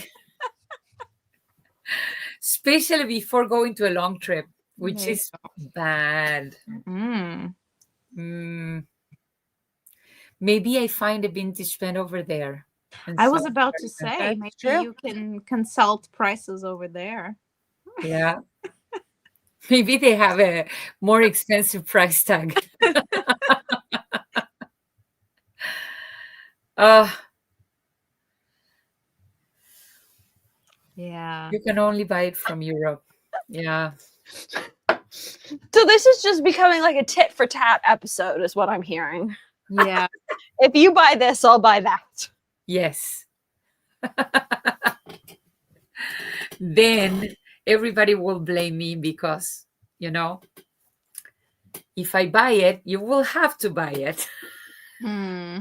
Bart has not increased any of his prices. That's wonderful. But Oh. what about your own kind of like nibs or whatever you're Yeah. buying? Has that gone a More little reason bit? to buy from Bart.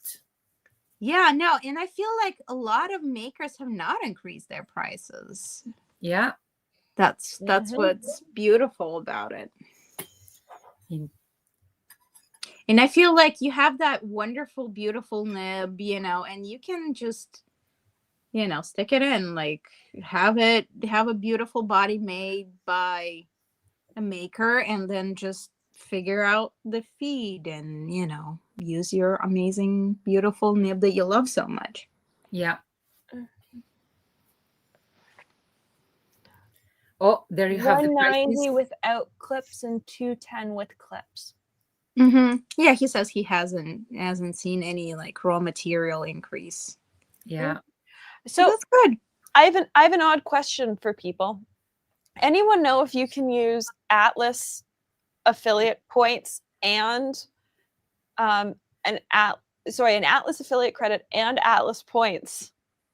I know you At the can't same stack time. a discount code, but can you stack points with an More affiliate discount.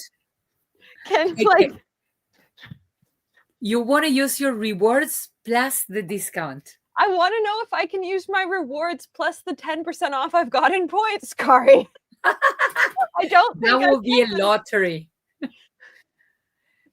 but maybe somebody knows. Like those publicity that they speak faster and say, this offer is offer. It's not going to be combined with anything. Yeah, but then I'd have to reach out and get in touch with somebody.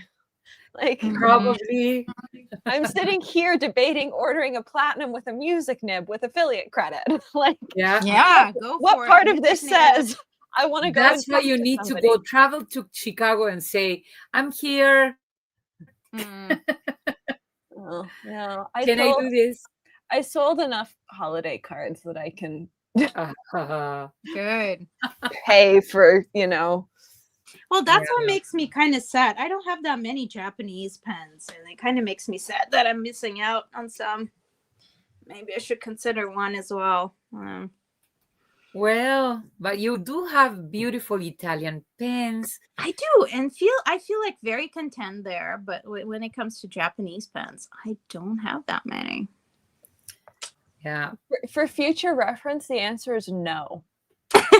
And now I have to keep track of this code because it also appears to not save them, which is annoying. I wish, like at other Ferris Wheel Press, when you redeem, or in the past at Ferris Wheel Press, when you redeem points, it like gives you a list of your discount codes. Yeah. There does not appear to be a list of discount codes. Oh. Hey, if a brand wants to fly me and mom to Chicago, I will be there next Friday. I can be packed. I can be on a flight next Thursday to be at the show next Friday. But it's not going to happen without some enthusiasm from some other brands. Oh, apparently you can find them on your rewards menu. I didn't know that. Oh. I'm used to like on Ferris Wheel Press, it's just like a sidebar. Like Yeah, you just click there. You and just it click the appears. sidebar. which is a slick system. Yeah. Ooh, look at Bart. He's gonna have size 8 nibs. So here's the funny thing. It said the code was ineligible for my cart, Oh, but it's still taken the 10% off. maybe you already have in So your here's account. the thing. Maybe they already added the 10% off. No, they didn't. I'm just gonna press checkout. Okay. Now, So I just remembered the one thing sold. I was looking at was I want to know Pilot. what you bought. I There bought a was- platinum Century with a music nib. Oh, Which one? Which color? You gonna tell us? Black and gold, because the black and gold is $35 cheaper than any other color. all right. And That's $35 US is like 60 Canadian. And there was no way I was paying that much Yeah. for a different color. Yeah. Yeah. That's a good pen. Yeah, so I've noticed about 2 weeks ago, I was able to get a Pilot pen with a discount, and now it no longer applies. So interestingly, it doesn't even show in like the discounts in my cart. That discount code isn't there, but it took 10% off the price of a pen. Okay. There might have been Maybe that's the same thing, but yeah. So kind of code. we're just going to say, you know, it happened. It happened live. I have a whole bunch of witnesses. And, Yeah. you know, yes. So that's part of the reason I bought the pen. That and the fact that as much as I love it, I don't love it at a 40% markup. Oh, no, definitely not. Yeah. I have to actually go see the store and go look at the pen again. Yeah, you should. It's a really nice pen. I love my. Really is. I've now got it in the course and in the music with the same nib.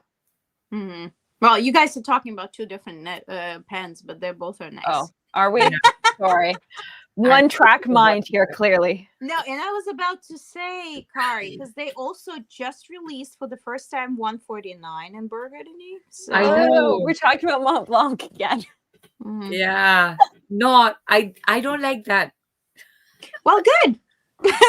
I like That is I like the expensive Jane pen. Austen because it's different. Mm. The writing, fantastic. I just went, I tried it out. It's so good. The shape of the pen is perfect. The model is perfect. The everything. It's just the price tag. It's so Right. insane. I mean, that's Mont Blanc for you. But that's the thing. At the end of the day, it's you probably are able to resell it if worse comes to worse. And that's the one brand I would like be confident with the most. Yeah. Yep. It's the same thing as Pilot, for example. I have the Pilot Justice, and I don't use that pen a lot because it's just black. No, you don't like those. Yeah. I don't like plasticky black pens. I'm a fan of a good little black dress. I like black. I really like black, but not plastic. Fair enough. Your mom is asking if it's for you. Yeah, If it's for I'm her. ignoring the fact that she's asking if it's for her. It's really funny that she thinks it's for her. Because yeah, that's really funny. She can borrow it, but it's not for her. Oh, Miss Rose. This is part of the reason I got it, because I had heard that. Two, that they weren't going to be restocking everything. I had been holding out for the Pilot, the purple US exclusive, to come back in stock. It doesn't look like it's coming back in stock anytime soon, and so I'm just not waiting anymore. There are other pretty pens. If I end up getting one, I'll end up getting one, and if not, it's not meant to be. Yeah. Also, so I'm sort of at 5% on my device here, but I have to ask before we kind of finish this. And we're gonna meet next week, so you guys Yes. know Yes. we're gonna be here again. Next Wednesday. How many people have gotten something for Black Friday pen wise? Because I haven't. Mm, I resisted this year. yeah. I didn't get anything Black Friday. I didn't buy anything Fountain Pen Day. Yeah. I have sort of just been like stockpiling pen credit places. And if I buy stuff, I buy stuff. And if I don't buy stuff, I don't buy stuff. Yeah. Hmm. I actually got all those notebooks during Black Friday because I spoke with one of the people that works at Lloydstorm and say, I will buy Black Friday. Can I get the discount? And she's like, okay, yeah. But now I need the embossing, so I have to go in person. All right. I forgot. She said that she's going to give me the embossing for free, which is good. Oh, that's nice. So Black Friday prices, discount code, that means for me, it's a little bit earning, Nice. and free embossing. Oh, sweet. Oh, the Um, Jimi Hendrix pen. I like Yeah, it. that's It's a beautiful pen. that's a nice next pen on your wish list. Yeah. Mhm. I've really liked the Conklin Art Deco. Oh, me too. Conklin has had some really nice pens lately. Yeah. They've done some great things with Jonathan Brooks in the 1898 line. And then like there's Isn't it called the Deco Crest? The Conklin? I think it's the Endura Deco. Or that at least it was the Endura Deco that I had. But currently it's in Maya's possession. She claimed it and now it's hers. Apparently there's a new Atlas exclusive Conklin. Of course there is. That isn't nice. Oh. Yeah, I looked at it. Which one is it? Is it I don't know. Let's go find out. See. Let's go to Atlas exclusives. Specials. Exclusives. All right. Share my screen. Share screen. Window. Atlas exclusives. Share screen. Welcome to Atlas. Let's sort this. Sort. New to old. Ooh. Yeah, that's the one. That's pretty. Oh, very nice. Is the 18, what's the name? I cannot read. 1898. 1898. And then there's the new Edison called Hold the Sugar. Oh, I like They that. also have an Aurora. I don't like that one, but I see how some people would like it. Where's the That one. the koi? Yeah, it's not for me. Oh. It does look very koi, but I would It agree. does. It's Yeah, I not- see how some people would like it, but it's really is much more kind of divisive in my kind of thinking. Yeah. It has the I- same feeling of all the Auroras. Apparently, Gizmo Geek is who picked out the resin for this pen. Nice. I would say it's quite an excellent pick. Who did the blank? They don't say. Interesting. Mystery blank. Mystery. But it's a good one. I think that's the type of color that people, many more, will gravitate towards. Yeah. The koi. I also like their new Kakamori inks. Also, what was that? The one Benu they also currently have on Doorbuster. That's also their exclusive, and that is nice. Yeah. So I really considered this pen. Mm-hmm. Oh, I like that one. I saw that one when I got mine. I saw that one, and then it was between the two. I ended up with the other one that I have. The one that I It's a regret. primary manipulation. Yeah, the one that I regret not getting is that they had a Galaxy PM one this year, and I didn't get it. I missed it. I absolutely adored it. They've done a whole bunch of them this year. I didn't think I realized how many of them they've done. Right. They just sort of keep going. Oh, Yeah, there's the it's a video. lot. Yeah, it's very nice. I actually It Oh, like I that love that. silver. It's very kind of much more classy. It is sparkly, but it's not too all over the place. So I like that. It's The previous atlas that they had, it was that one that has like a very, very snowy feeling with the gray in between. It's not white, it's kind of grayish. I have those. Let me show you. Oh, you've got one of the Hollywood ones. This is the Heinz I love.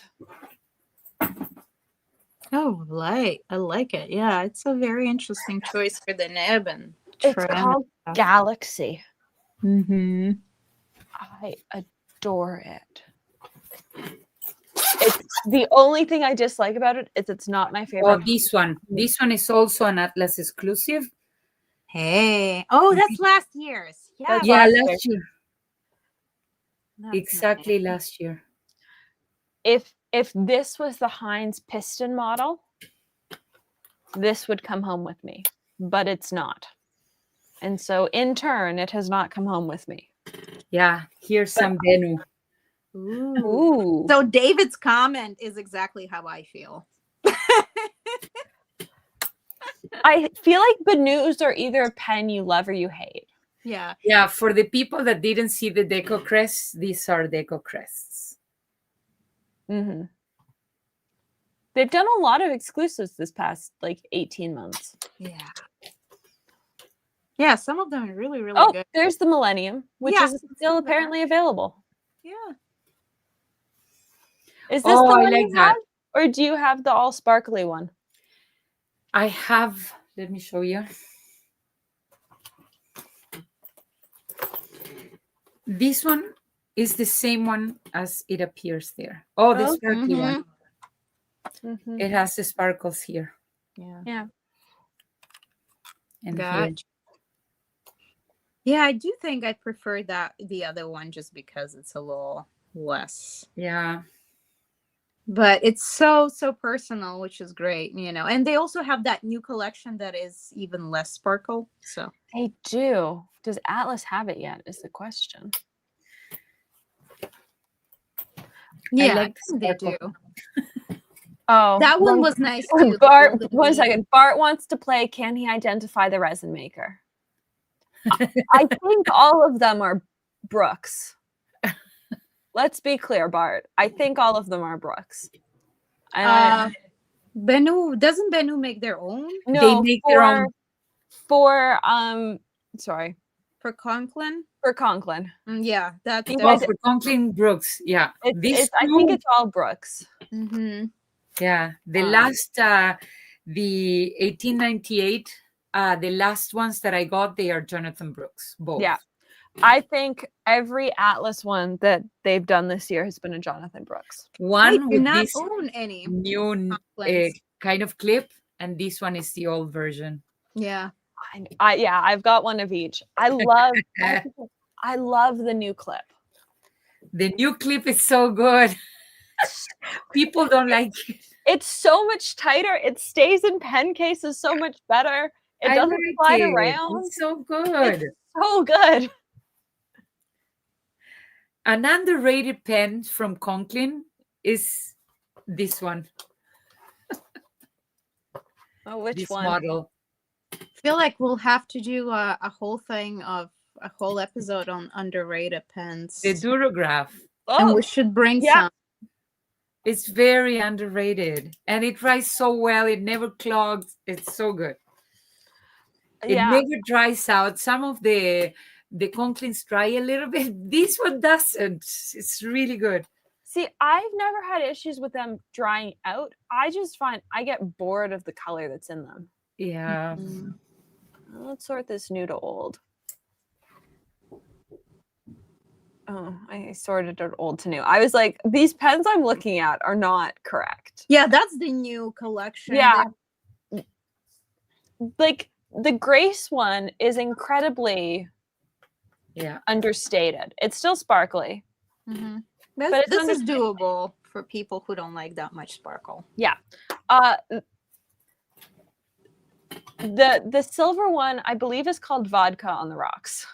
Yeah, that's vodka on the rocks. Let's- Yes. that was go. that was like a disco bowl. Yeah, I have it. there it is. So yeah, Yeah, that's yes. way too much for me. Right here. But at least the section is not sparkly.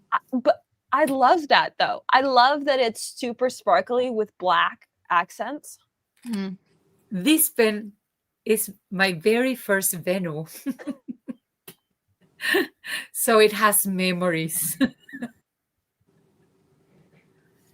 Yeah. Back to the new stuff. Yeah, it's so fun that we all kind of prefer different grades of sparkly. I love that. So here's something I've been looking at. I'm not a fan of holiday pens, Right. which I talk about in Nice. an upcoming video. I'm not a fan of themed holiday pens. Yeah. This Christmas pen from Benu this year, though, It's similar to the years before. I know, but the poinsettia, like Oh, that's so pretty. Yeah, it's hand painted. it's hand very painted. nice. It's stunning. It's Oh, sold out very nice. almost immediately. Yeah, I Mhm. agree. It's They're artists. I've been there. I've been in Armenia. I've seen the artists painting live. They are top level, microscopic artists. They work with those lenses, like. Oh yeah. That's me It's beautiful. sometimes. Some of my pants, like the Yeah. stuff that I showed you guys. Talking That's about me. sparkle. That's me trying to do little things. Oh, and I the scratch little. in. yeah. Oh, Yeah, it's the same wow. shit. Mhm. Sorry. All right, guys, I'm at 1%. My thing yeah. might die. So These if are you- also if I just very disappear- these are also very understated Benu pens. This is this collection. Apparently, that was not the right silver pen. And so on the next episode of Desk Chatter, we'll find out which Benu Mom is actually talking about. Not that one. Not that one. Not Not that one. Not.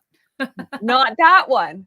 We'll find out next time what pen she is actually talking about. Dun, dun, dun. Is it the bourbon? I have no idea, Kari. I will see you guys next week when we have another live show, and we will find out what pen this is. Oh, I'll that figure it pen. out before then. I All right. actually have another version of that pen. Kari, your phone's about to die. Say bye.